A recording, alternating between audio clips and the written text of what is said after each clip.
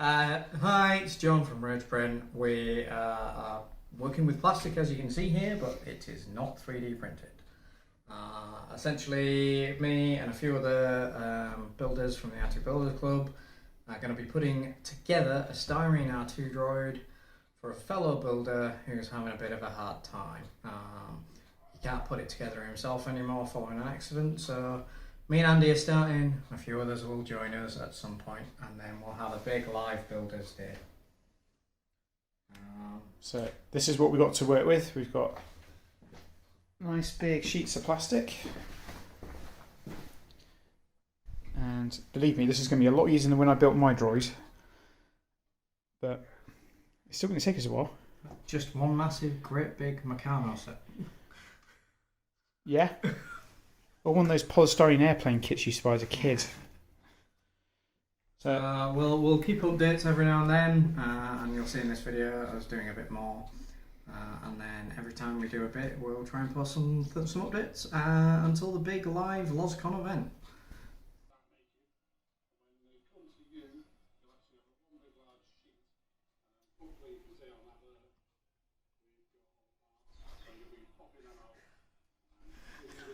Yes, we have some sheets.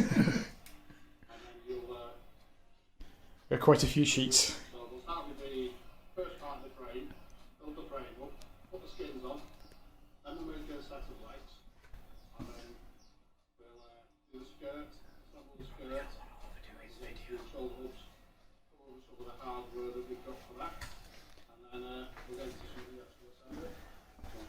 For the next week or two, we'll get this all built up.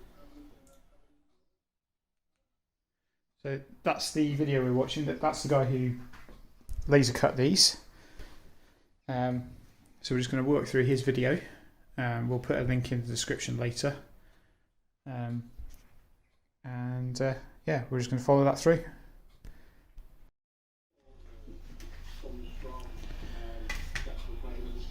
So how's it going? Fine for me. Apparently you were having issues. I was stood up, yeah. So that's kind of where we should be.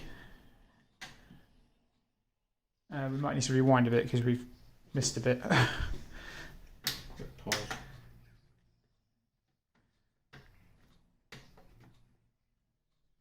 So these are the shoulder boxes. So R2. The legs would bolt in here and here, and on the inside you'd have wing nuts. The holes, these little holes here around in the clock face, they are for putting the legs in different positions, standing up or at the, challenge me now, 36-degree angle, 26-degree angle. And this bit here, the whole shoulder box, provides a lot of stability inside the body. So slight issue here in that one of the tab slots, it's ever so slightly too small. We tried it multiple ways round, and it is definitely this tab slot. So John's just going to file it out very slightly.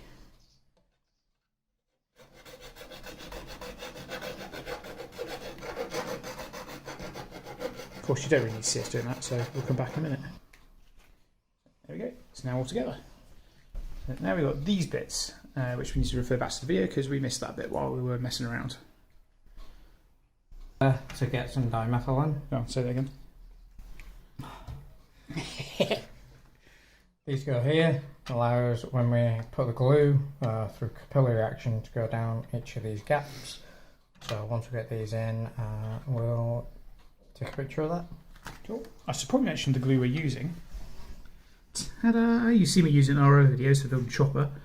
It's no, I can never remember how you say it. Dichloromethane. Nasty stuff. So you should wear one of those, or have an open door, preferably both. So yeah, as John said, we'll fit those, and then there'll be capillary action with the glue, and then we'll be back. Okay, video. Right. So we've got these, what do you call them? Side brackets? side brackets are in. John did just mention off camera that there's a bit here you can put on both top and the bottom. That adds extra strength, but that then restricts your access in to get to batteries and electronics and stuff. We're going to follow normal convention and allow plenty of access in here, so we're not going to put those in.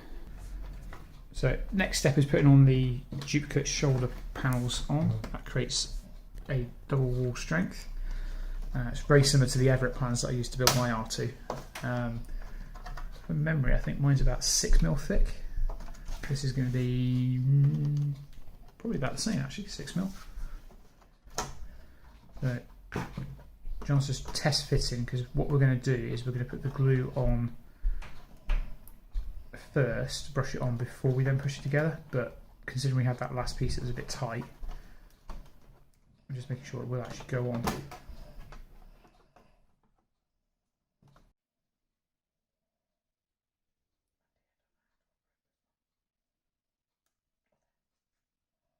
Very technical this.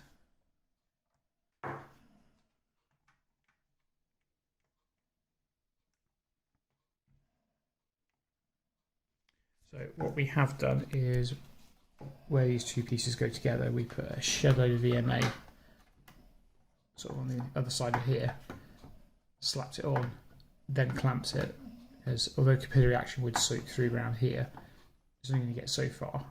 This can make it as strong as possible, and then we've gone round with the brush around the edges, so it's double the amount of glue. I'm sure that possibly can't have any negative consequences for us. Other than running out of glue.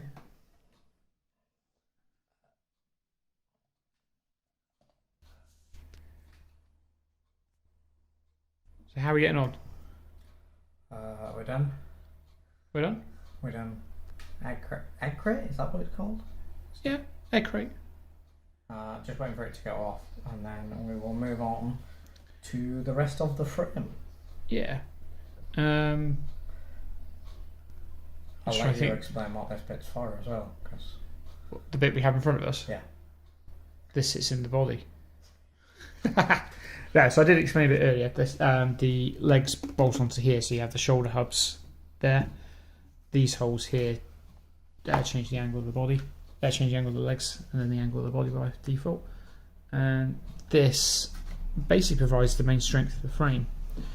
Now this doesn't appear in the Everett plans, which is what I used for my R2. So this is a new thing that came about of I'm trying to think who did the original egg crate design.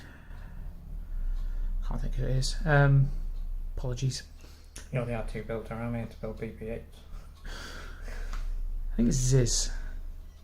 It's going to bug me now. Anyway, so yeah, that's that bit done, and then this will attach to the rest of the body pieces down there. So we better get cracking. So this is the top frame. So on an R2, this is where the large data port goes. That's the blue bit that has the lights in on mine, if anybody's wondering. So we just watched the video. Mark said that you need to sand these bits out slightly because the plans are imperial measurements. The plastic is metric measurements, so there's differences in the thickness of the plastic to the size of the hole. So we're gonna. We're not going to file on video because that would. No, we're not going to file on video because that's just boring. But yeah, we're going to file it a little bit because when we sauced it on just now, there's actually a slight bow, so it doesn't take much. But and it's filing the inside of the hole. Yes. So this is the, as I said before, this is the top ring. We've now sanded these parts here, and as John puts it the right way around. There isn't a wrong way, just that felt a bit clicky. So there we go. It's now in. So I think we'll pop a bit of glue here, maybe a bit there, and then turn it over and put some more glue down.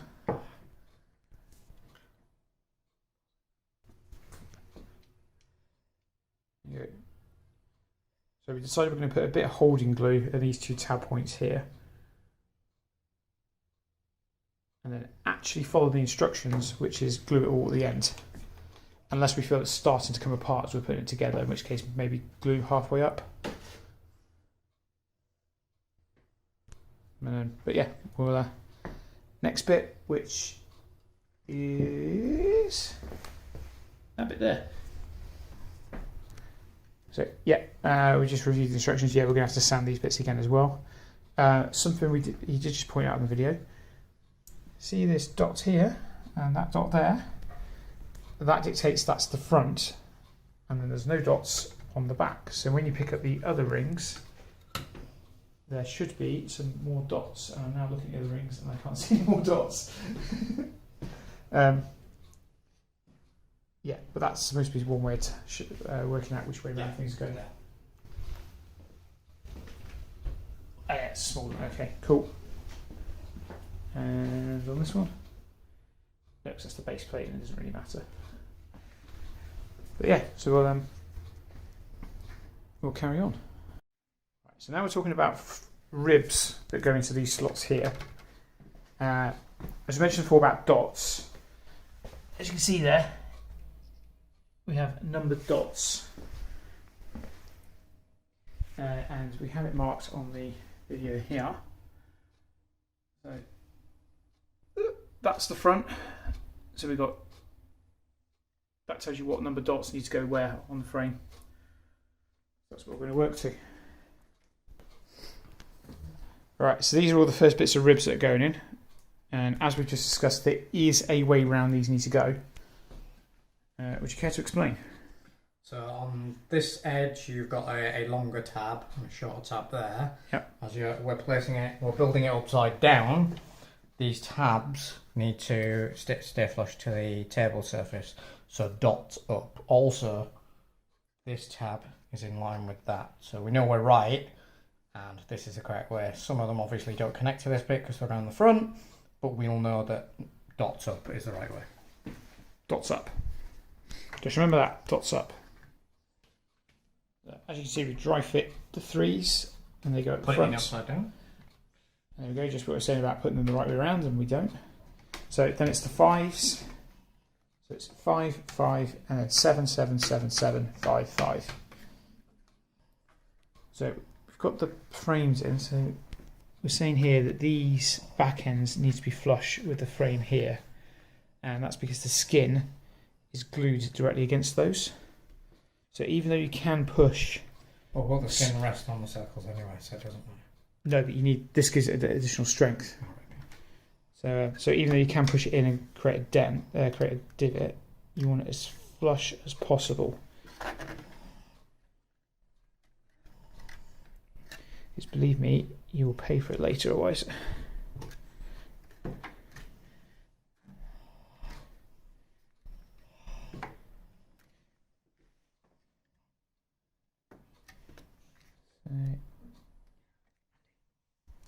Let me get one out flush there. So,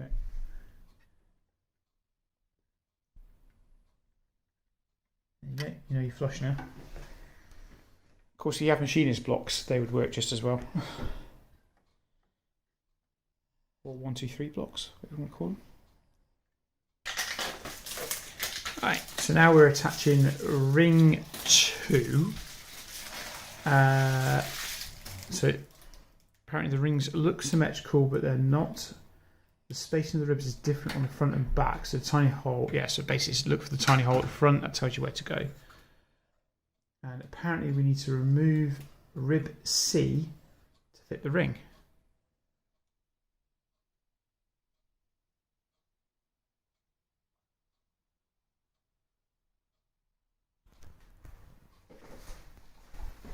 Oh, yeah, it'll be these ones. Yeah, so rib C is 5. But any side. Be one distant side, won't it? Yeah.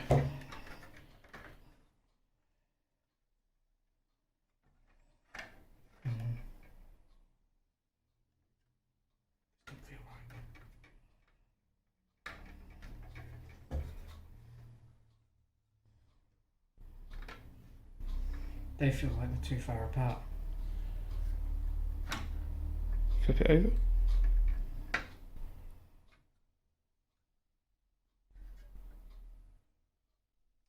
he is attaching it on this level.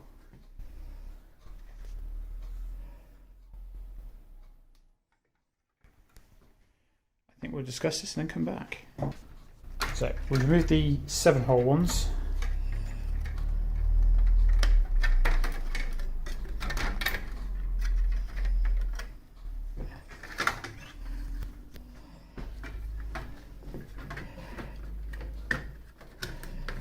Trying to do as well filming one-handed. That's always going to go well.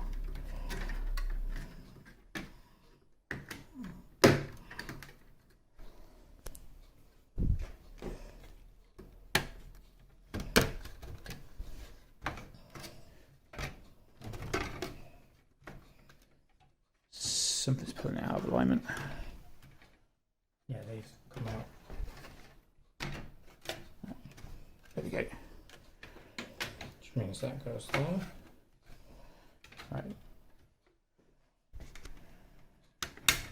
Slots in there. Pulling all. There we go. That's better. So we spent all that effort making sure they're all square and plumb, and we're having to pull it back into.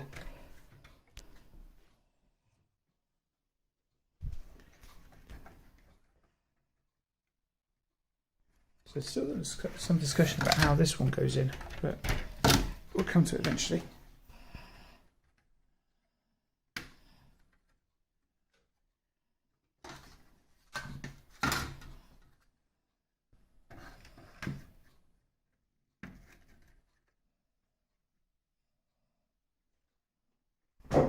Ooh, chair. Yeah, that's. Digging into a clock like cartoon. Yeah. Do you know what the depressing thing is? That took you about 3 weeks on yours. Yeah, just to get to this point. That now goes in. Okay, it's obviously being held in place then by the ring. Okay, so we'll see what the next bit of the instructions say. Right, so we've jumped ahead a bit here. We've put the one. Do you say the 1 dots in here? Yeah. So we're fairly sure they go there. And then these are the ankle insets, and they slot in here. I think again they probably might need sanding out a bit, but we'll see. So something we've just realised is when we put these bits on, is that only one of them has an additional tab slot here, and only one of the number 3s has a tab slot. Now we've just sat there for the last couple of minutes trying to imagine R2 upside down and backwards, but we know this bit is for the charge port. So you want the charge port as you're looking at the back on the left hand side, and as you can see there, charge port upside down left hand side as you're looking at him from back. So, and then we've put these ankle inserts in, and we've put these ankle slices in. The skin goes right up against there. This bit is visible. We're just putting them in there for now because we don't actually need them yet, but we don't want to lose them. Right, so now we're fitting on the top ring. That's the wrong way to put it. It's the bottom ring, yeah. So it's important you get this the right way around. So there's a cutout here for one of the charge ports on the back of the droid. Then the OxCon port here. And on this side you've got another OxCon port, and then the front charge port. It's like the plus sign greebly and the plus sign greebly there, if you're not sure which one we're on about. And then these tabs all just should slot in. They're quite pressure fit as well. Yeah.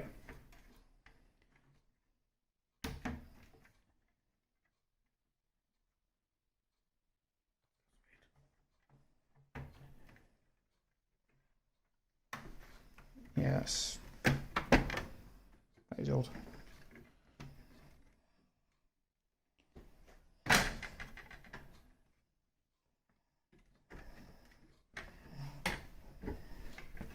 I'm assuming these bits will get held. So there is the other skirt piece over there. I'm wondering if that's why these tabs are slightly taller. And that will then hold it in place.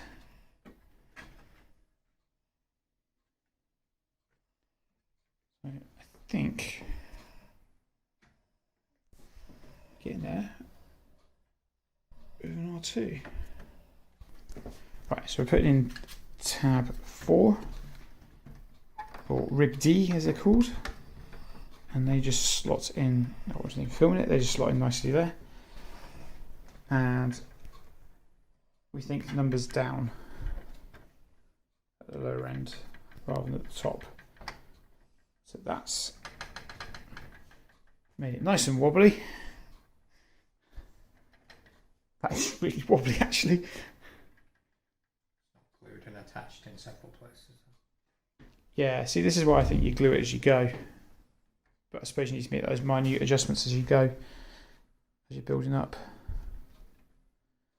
Yeah, even now I'm adjusting bits. Essentially, we've just done a giant test fit.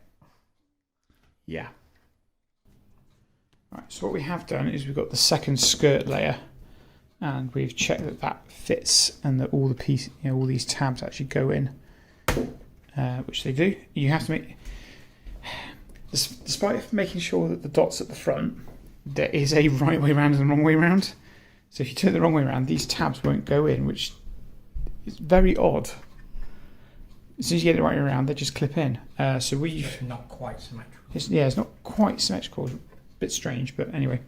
So we've put a mark here, which you won't be able to see on camera. So we know that this is the top, and we're going to put it back on. Now we're going to glue this together. We're going to work our way up with this on, because it's made it a lot more stable. Work our way up, and then we'll take this off before gluing the top part, because this bit doesn't need to go on yet, because you need to put the skirt in here before you put that on, from what we can tell. So I guess we'll start gluing. As you can see, John is just running glue very gently along each edge, and we're making sure that these bits are flush again. Sorry. So we're now working on the second layer. The first layer is done. Now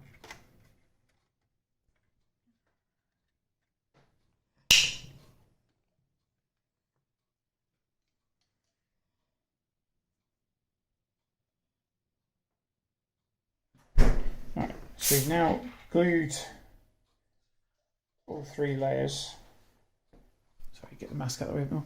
Glued all 3 layers, and we just got to glue this bit on now. We thought you had to take this bit off, but it turns out no, you glue it in place. So we're going to clamp it around the edges, and then put some glue in here and here, and then glue on these bits as well. And We'll have to glue these edges. yeah, got to glue the bottom underneath edges there as well. And then we should be able to just turn it over and then get the other side of these bits. Although they should, most of them should have been caught anyway from the glue soaking through. Yeah, it's we're not doing too badly actually. We're going up to what, 3 hours 40? It'll be 3 hours 40 once we've done this, I reckon. We're at 3:30 now. Yeah, so not too bad. Right, so we're clamping up. Pretty much attaching every single clamp that I brought with me. The ones that John's managed to find. And yes, I've got my mask on while talking, so this is going to be probably more like Bane. Let's take a second. Yeah, so as I said, we're clamping up, and we're using pretty much every single clamp that that I brought with me, and any that John's managed to find in his garage. And hopefully this should create enough pressure to stick the 2 pieces together, because the centre foot goes here, and the last thing you want is the 2 pieces to delaminate and you have the centre foot bouncing in the middle. I'm just levelling off these tabs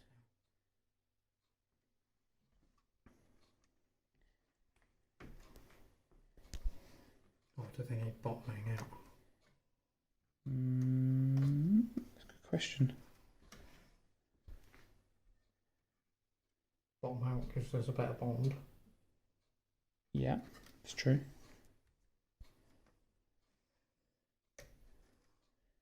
It also feels like it's bowing when you do that as well. Okay, so we will mask back up and glue this.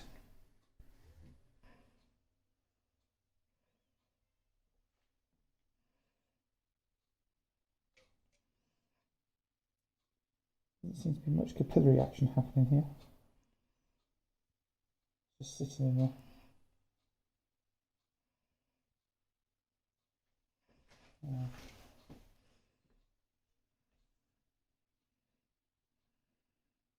Maybe the needle would have been better here.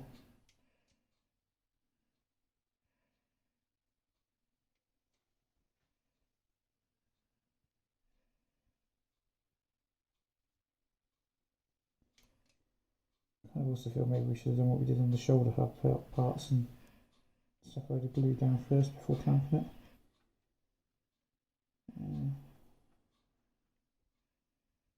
That's personal choice.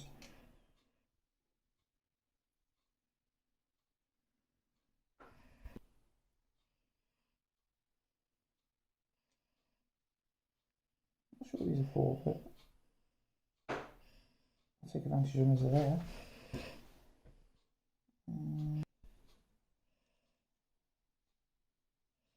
I need to think about another bottle of glue.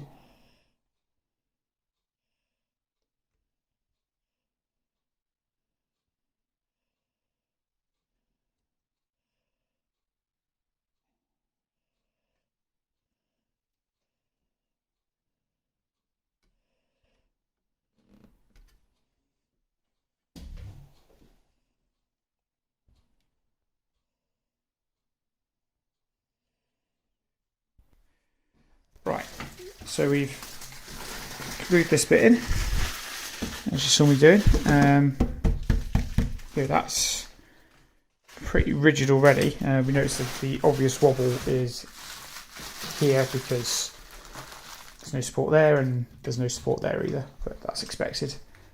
So yeah, that's coming up for 3 hours 50, 3 hours 45. And that's pretty much it. Frame done. So give me a second, I'll turn it over. So here we go, that's the frame the right way round. And looking half bad. So you can see what I mean now about this is your access down to where the electronics are. The batteries will be right down there, so having this access here helps. But yeah, not bad. Any closing thoughts? That's a lot easier than I thought it'd be. It's certainly a lot easier than mine was. And a lot safer for fingers. Yeah, less cutting and no sacrifice to the droid gods. So yeah, yeah, that's the frame done. Yeah. And all we needed was clamps, tape, glue, and files. Yep. And a brush. And a brush. Essentially, we probably should have used that. The only thing we do have left to do, but we'll do this off camera, is we're going to run some glue around these bits because we couldn't access them very well while it's upside down, just to make doubly sure it's all taped, stuck down. And we might do a couple of areas here where we know we missed, but other than that, we're done. So we'll see you again soon. Bye.